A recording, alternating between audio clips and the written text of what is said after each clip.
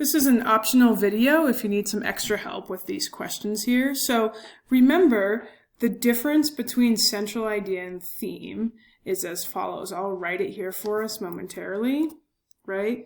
Central idea is the main idea of the text, really what it is about. Theme is the universal lesson of the text.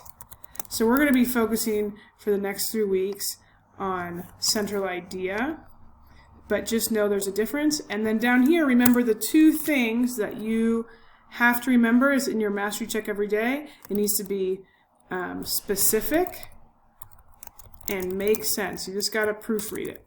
You just have to proofread it. Okay, so there you go. Make sure you go to Microsoft Teams and answer these. If you don't know how to do that, please reach out. You're answering them in the channel that says Module 7, Question 1, Module 7, Question 2. Remember, that's part of your grade, so make sure you get that done.